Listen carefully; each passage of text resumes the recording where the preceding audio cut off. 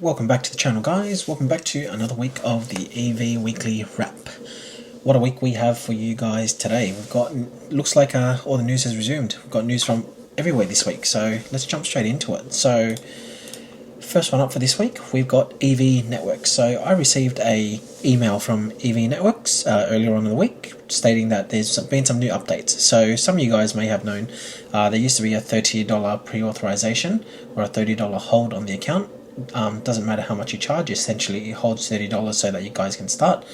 So you can see here they removed it, and so if there's a declined payment in the future, they'll ask you to repay the outstanding amount in order to avoid suspension from the network. So that's a really good win. You pretty much just pay whatever you charge, so that's fantastic.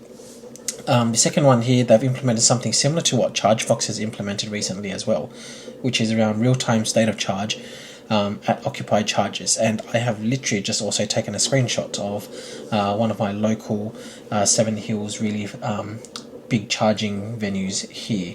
So you can see on the right hand side there's two, so charge stop number 6 and number 12, you can see 88% and 75%. That's the state of charge of the vehicles there, so it's fantastic to see. So you always know how much charge left, or roughly how much longer those cars will be there for, which will hopefully help you plan your charging a lot better. So that's it for EV Networks. Let's keep moving on. Alright, Polestar 3. So you know this car has been I guess lingering in the background for a while. Apparently official first deliveries have commenced, so congratulations if you guys are one of the first owners in Australia. It seems here that for next year they are introducing a Polestar 3 long range single motor into the market. So essentially that also brings down the initial cost of a Polestar 3, or the entry cost into having or owning a Polestar 3. So you can see it used to be 132,000 roughly. Now you can get one as less as, even though it's still a lot of money, $118,420. And again, it's before on-road costs, but at least they've got the option there to bring something about $14,000 less than the entry-level long-range dual motor. So that's fantastic to see. And so yeah, I'd love to hear what you guys think about this car. At $118,420, does that now entice you to buy this car as opposed to something like the BMW iX? So if you guys got one in order, love to hear from you. Alright, let's move on. So the Nissan Ariya. Ariya is a name that Nissan's had for actually quite a few years. So the Ariya was actually revealed in 2020. It entered production a year later in October 2021, went on sale in markets like Japan, and then pretty much we've been waiting ever since then to get it here. So it's been probably about 3.5 years since we've heard of the name, that Australia has been trying to get the car in, and then now apparently it's finally coming. So you can see I've put here on the quote, start of the sale for Ariya is in the second half of 2025. We'll have a comprehensive lineup including different specs and battery sizes for customers. There's plenty of variants. They are also bringing in a Nismo performance version. In terms of final specs, we absolutely will not know that yet, so hopefully we'll find out some of that next year. I hope for their sake that it's going to be quite competitive, because there's so many other cars coming in to compete with the Model Y, and this is going to be one of them as well. Alright, let's continue on. Zeekr. So you guys may have recalled me put this up a while back. Now this car has officially launched. It's been on sale for I guess just a little while in China, and they've racked up some pretty big order numbers.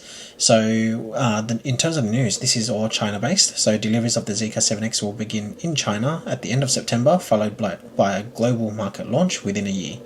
So the model, there's two really cool features with this car. So the model will feature the world's first child smart seat with active airbags providing maximum protection for child safety. And there's also a industry first feature that allows users to quickly and easily break the windows of the vehicle by simply pressing a hidden button in case of an emergency, which I think it's something along the lines of like a window glass breaker, and there's also like a seatbelt cutter as well. So it's pretty cool. And we've also got some specs confirmed, so you can see there. Now there's basically two variants, so the way I've structured it is just based on I guess the slash over here. So you've got the base model with 310 kilowatts, 440 newton meters, does 0 to 100 in 5.7 seconds with a 75 kilowatt hour LFP battery. China's testing cycle, CLTC, 605 kilometers, and then you've got the top spec 475 kilowatts with 710 newton meters of torque, 0 to 100 in about 3.8. It's got a 100 kilowatt hour NMC battery, and range, again China's testing cycle, CLTC, 780 kilometers. So yeah, pretty impressive specs, right? And in terms of the size, apparently it's slightly bigger than a Model Y. So if you guys feel like the Model Y is not big enough and you want something with even more space, this is potentially the one. What we'll have to see when the time comes is, does this offer just as much if not more space than the Model Y inside in terms of the actual feel and the back seats, and also does it offer front space, because there's some cars out there that don't always also offer the front space, or it's very limited. So keen to see when we hear more, and I'll make sure I share it with you guys too. Okay, let's jump on to the next one. So the Zeekr X. So you guys know that this has, I guess, already been launched, not officially for sale in terms of deliveries yet, but it has had its Australian launch. Last time I used this same screenshot or this same table to show you guys that based on the original launch, they were saying pricing would be under 60k for their rear-wheel drive model, and then under 70k for the all-wheel drive. So pricing has now been confirmed, so 56,900 and 64,900. So that's all, of course, before on-road costs. Now, since this is basically the twin of the Volvo EX30, how does that compare in terms of price? So the EX30 for the rear-wheel drive, the entry one, this is about $3,000 difference, and it's about $59,990 for the EX30 entry level, and the top spec is from about $69,990, so it's about $5,000 to $6,000 difference before on-road costs. So yeah, would that swing you to go from a Volvo EX30 to a Zeekr X, knowing the price difference is roughly $3,000 odd for the rear-wheel drive model, or about $6,000 odd for the all-wheel drive? Keen to hear your thoughts. I think, look, being a price point, if it's going to be cheaper than its basic equivalent of a Volvo, and being a new luxury tech brand coming out from China, I think it's going to do fairly well. Time will of course tell, and be also keen to drive it to see how that performs against the EX30 as well. But yeah, as I said, if we find out more, we'll keep you guys posted. Alright, let's continue moving on. Next one, Cadillac Lyriq. So this is the exact slide of what I showed you guys a couple of weeks ago, just based on, I guess, some initial pictures of the car when it was first unveiled. So some of the specs, as you guys could see, is there. Now obviously that wasn't confirmed at that point in time for Australia, but that brings me to the next slide. The Cadillac Lyriq has been spotted in Australia. So it's been spotted in the car park of Sandown Raceway, which is, I guess, one of the famous racetracks in Australia, or a very common one. And this Lyriq has been registered in Victoria, and likely going to be one of the first examples ahead of local deliveries before the brand kicks off at the end of 2024. So it hasn't said when deliveries will be specifically at the end of 2024, but I guess if it's September now, or towards the end of September, we've really only got a couple of months left before the brand supposedly launches. And worst case, if it hits it New Year, it'd be in the New Year. But either way, it's exciting to see this car, considering a couple of weeks ago it wasn't confirmed for Australia. Now we've got this here, obviously being tested and whatnot. So yeah, really exciting to see. And also on this one here, on the back, you can't really see it too well unless you zoom in or you put this video up in full screen, but it does say here 600E4 in the badge, and that basically refers to the 388 kilowatt 610 Newton meter variant. So pretty good power, I'd say. Alright, let's move on. Xpeng. So this is the Xpeng X9. I covered off some of the specs previously. Again, this is specs from China, so there's nothing confirmed for Australia. However, again, similar to the Cadillac Lyriq that we just saw, this has also been spotted. It's got Victorian number plates, left-hand drive evaluation vehicle, and this was spotted, I believe, in Bellevue Hill in New South Wales. I don't know who the photographer was, so I can't give credit for them, but I got this off the car sales website, and supposedly it was spotted in Bellevue Hill in New South Wales. So yeah, quite exciting. So this supposedly is going to be Xpeng's third model. So they've got the G6, they've got the G9, and the X9, which is this one here. This is supposedly the 7-seater electric people mover. It's going to be a rival for the LDV MIFA 9 and a cut price alternative to the Lexus LM and the Mercedes EQV and the Zeekr 009. So if it says that it's going to be a rival for the LDV MIFA 9, my view is this is going to be around $120,000-$130,000 before on-road costs, as opposed to the LM and the EQV and potentially the Zeekr 009. If they're all pitching up against each other, that class is probably more around $160,000 mark. So yeah, what do you guys think? I think it looks amazing. It is a really big car though. It's even longer than a Kia Carnival. So if you guys have a tight garage, that's probably something to bear in mind. Take measurements when the time comes, and hopefully you can work something out, because I'd be very interested and very keen to see an electric people mover in Australia. That's going to be pretty awesome. Alright, let's continue moving on, shall we? More on Xpeng. So this is the Xpeng P7 Plus. So this supposedly is going to be the world's first AI car. So we've got two powertrain options. There's going to be a 180 kilowatt for the base model, and then a more powerful 230 kilowatts motor for the the higher variant. Alright, so there's going to be two powertrain options for this one. There's going to be a 180 kilowatt for the base model and a more powerful 230 kilowatts, and they're going to be built all in Xpeng's Wuhan facility. They're saying here, and this is pretty amazing in terms of the weight, the base model will weigh 1,967 kilograms and the highest spec 2,073 kilograms. So both versions expected to offer 18 or 20 inch wheels with a top speed of 200 kilometers per hour. They will use LFP batteries sourced from Eve Power, but the specific details or the specs of the batteries have not been released yet.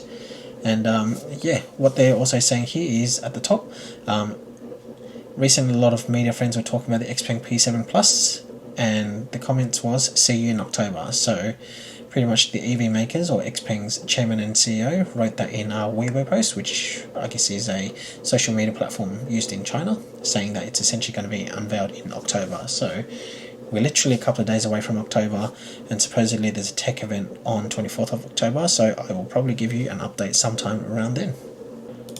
Alright, let's jump into some other news. So BYD, 2 new cars. Now, this is the first time I'm going to cover a hybrid car specifically that's not purely an EV. Keen to get your thoughts. Would you like me to cover content such as some hybrids when they do come into the market? Because there was also the BYD Shark that I didn't cover, but this one here was, I guess, brand new from BYD. So these are hybrids. Now, when the code name in terms of DM actually stands for dual mode, so anything coming from the BYD brand that has DM in it, you'll know it is a hybrid. In terms of power, 1.5 litre displacement engine that produces 74 kilowatts, so that's pretty standard for a small 1.5 litre displacement engine. And then it's got front mount single motor, 120 kilowatts maximum power, 210 newton meters of torque, 0 to 100 in 8.3 or 8.5 seconds. And then it's got the blade battery, 12.9 kilowatt hour battery and 18.3, and then you've got a CLTC range of 75 and 115 kilometers respectively. Now the motor and the battery are exactly the same between the Sealion 05 and the Song Pro. So they are both basically similar in size, they're just different styling, and they are built, or they are going to essentially compete in terms of size with the Model Y. So yeah, it'd be interesting to see if this car ends up coming to Australia, because the Sealion 6 actually seems to be quite popular in Australia so far. Alright, let's continue moving on. So this is still somewhat BYD related. This is Denza. Denza is essentially a Chinese luxury brand that was actually founded between Mercedes, or was a joint venture between Mercedes and BYD. So Mercedes had 10% left, and it essentially sold it to BYD.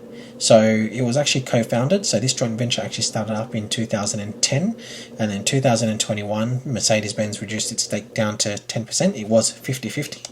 So they sold 40% essentially to BYD, and now apparently the rest of it is gone. So they've essentially secured full ownership of Denza just days before launching their Porsche Taycan rivaling Z9 GT electric wagon. So even though they do sell these cars in Hong Kong, which is a right-hand drive market, the brand hasn't officially had any plans announced to launch into Australia. So who knows what the future holds. We potentially will see it in Australia, so fingers crossed for more options. But yeah, it was very interesting to see that they pulled out essentially a few days just before the launch of the next car. But let's jump over to the next slide.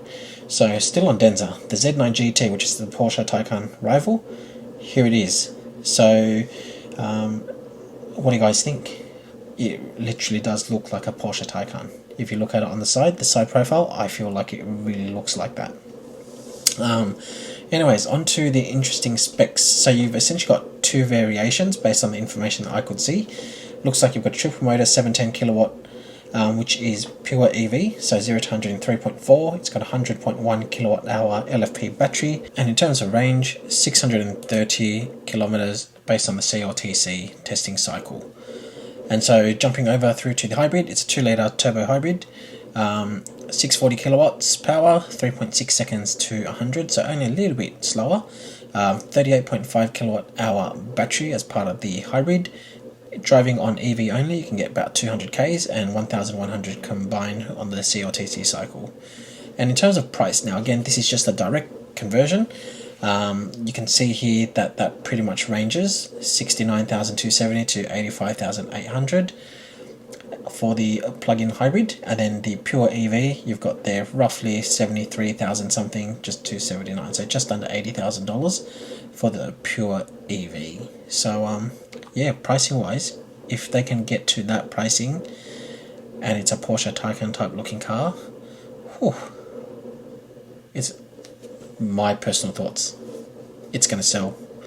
It's going to sell very well being at that price point. So I'd be very keen to see if this car comes, what it's going to come, what the final price is going to be. So I really do hope a car like this comes, because I love the shape. I think it looks amazing. What do you guys think? Let's jump on to the next one, Leapmotor. So we've been talking about the Leapmotor C10. We know it's confirmed. We know the pricing is going to be about $50,000 for both variants. Let's now look at the Leapmotor B10. So this was the first global model on the new B platform. It's apparently going to make its official debut at the Paris Auto Show, which is October 14th. So that's roughly just over 2 weeks away. So yeah, it pretty much looks like a normal, I guess, SUV type car. Obviously with all the camouflage we can't see how the headlights and the tail lights look like, but hopefully we get to see more information. We don't even really know what type size car this is going to be pitched up against, so can't really comment on how big it's going to be. That, you know, the size here based on the pictures, it could be a really small hatchback, or else it could be a much larger SUV. No one knows yet. So if we go by how traditional manufacturers have named their cars, if the C10 was, I guess, somewhat like a Model Y, if not bigger, then B, I would think, is potentially smaller. But who knows, could end up the opposite way. So either way, I'll keep you guys posted when the time comes. Alright, let's jump onto some social media updates. So 3 key things this week.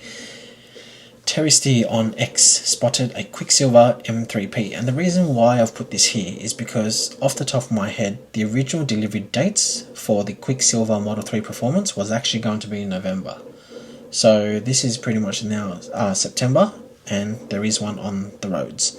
And apparently the person was driving it like they stole it. So whoever you are, if you have watched this video, congratulations to you. It's a beautiful car. It's a beautiful colour. Next thing, we have our next round of updates for the 2025 Ioniq 5N. As if the car wasn't good enough, you now have enhanced N-Drift Optimizer, a new Pro Mode, improved N-E-Shift, N-Active Sound, and new convenience features. I won't read it through line by line. Pause the video right here if you guys want to read through all of that. But basically, there's more improvements to a car that's already won so many awards and is already what I guess put as a great car. So that's really good to see, and hopefully those exact same features come to the ones that we get in Australia next year. And the last one, Nirav has actually made a post over here, and you can jump onto his website to read more information if you'd like. So apparently it's been reported that BYD are offering to fix the Tesla Supercharger network incompatibility at their next scheduled service, but only if they got the service done at a BYD service centre as opposed to a My Car. So again, I will put a link to Nirav's article in the description below, so if you guys want to jump over to there to have a read, go for gold. But that looks like a good win, and it sounds like a fantastic win for BYD owners. Now, that wraps us up at the social media update side of things. Now, I know this is EV, but at the end of the day, this is all to do with, I guess, electrics as well.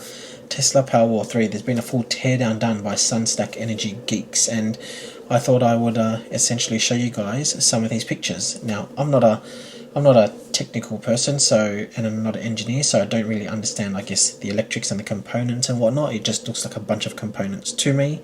But pause the screen here if you guys want to see, or pause it through.